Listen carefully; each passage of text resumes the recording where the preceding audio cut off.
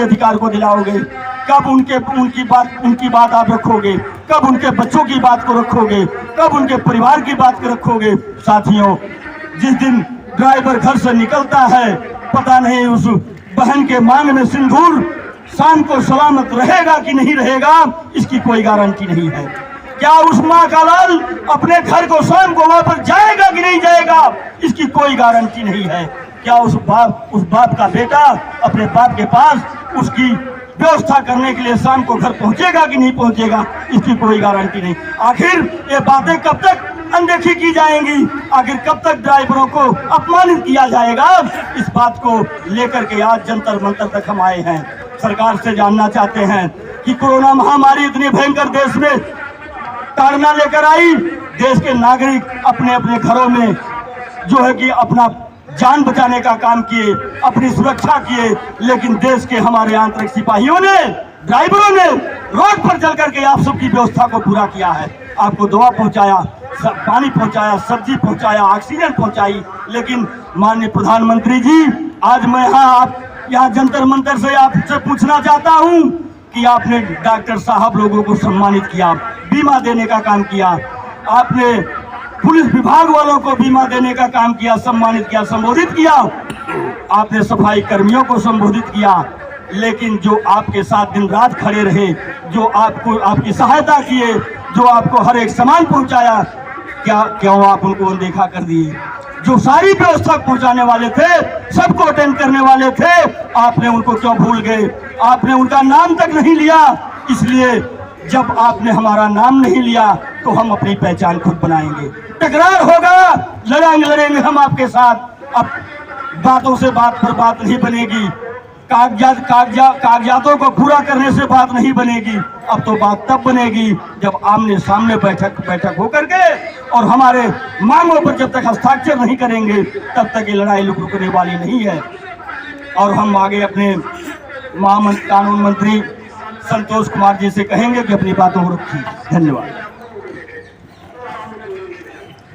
अध्यक्ष महोदय के लिए एक ताली हो जाए जोरदार से। बहुत बढ़िया, जोर से बजाओ, जोर से बजाओ। ड्राइवर यूनियन, ड्राइवर यूनियन जिंदाबाद।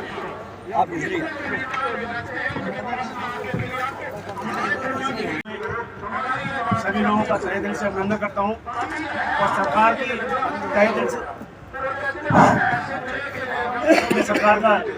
से अभिनंदन करता हूं कि हमने अपनी बात रखने का मौका दिया है।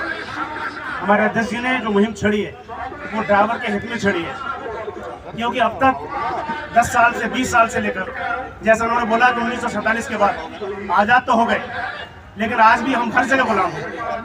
हमारा एक ही मकसद है कि जो हमारी मांगे हैं, जो हमारा सम्मान है, वो हमें हासिल किया जाए।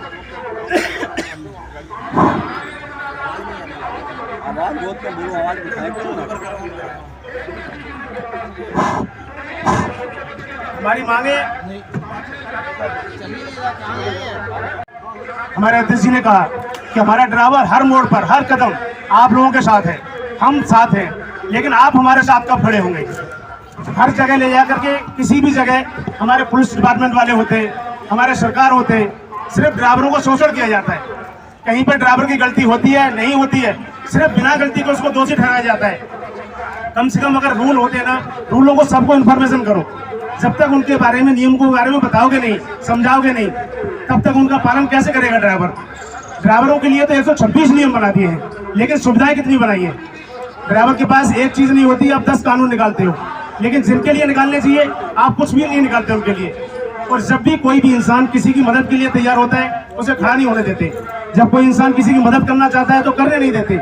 आप करोगे नहीं, इंसान को नहीं करने दोगे, ड्राइवरों को एकत्रित नहीं होने दोगे, उनके सम्मान की बात नहीं करोगे, उनके हक की बात नहीं करोगे, तो कौन करेगा? जरूरतें सबकी हैं, सबके लिए आप स्कीम बनाते हो, पॉलिसी बनाते हो। आज तक ड्राइवरों के लिए ना कोई पॉलिसी, ना कोई स्कीम, कुछ भी नहीं बनाया गया। क्यों नहीं बनाया गया? ड्राइवर हर डिपार्टमेंट पे होते हैं, चाहे वो पुलिस डिपार्टमेंट हो, चाहे आर्मी डिपार्टमेंट हो, जितने भी सरकारी डिपार्टमेंट में है, सारे ड्राइवरों के लिए सारी फैसिलिटी है। ड्राइवर प्राइवेट ड्राइवर भी है, कॉमर्शियल ड्राइवर भी है।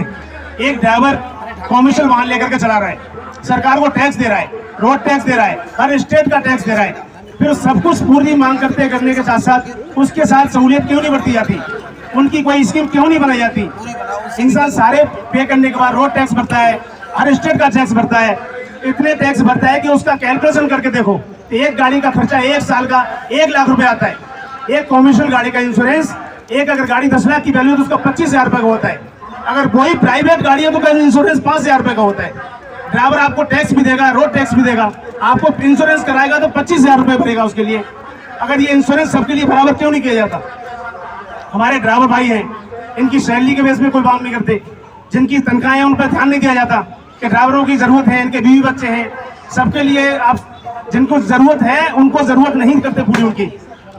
हमारे माननीय मोदी जी ने, हमारे सरकार ने सारे लोगों को अभी राशन ये प्रदान करते हैं, हर महीने इनको राशन बांट रहे हैं। मैं कहता हूँ राशन देना, उनको खाना देना, सब्जी पाना देना बहुत अच्छी बात है, क्योंकि हर इंसान को जरूरत है। ऐसा बताया कि कोविड में जितनी सब लोगों को बेनिफिट मिलना चाहिए था, नहीं मिला। आप अगर एक इंसान, एक किसान इंसान, एक इंसान के पास जमीन नहीं है, एक इंसान के पास 50 बीघा जमीन है, आप राशन बराबर सबको 5 किलो दे रहे हो। एक 50 बीघा जमीन इंसान वाले किसान को जरूरत नहीं है राशन की, क्योंकि उसके यहाँ 10 वर्कर नौकर काम करते हैं, लेकिन जिसके घर में 10 लोग रहते हैं उसको भी 5 किलो दोगे। शायद उसको पता भी होगा, उसको कमांडिंग अफसर से कोई गलतफहमी हुई, उसने मना कर दिया किसी चीज के बारे में, तो 1-1.5 साल हो गए उस बात को। उन्होंने उसको रोक करके उल्टा लटका दिया, अच्छे अफसर ने फांसी मारा, और इतने मोटे मोटे लील पड़ गए थे उसके शरीर के ऊपर।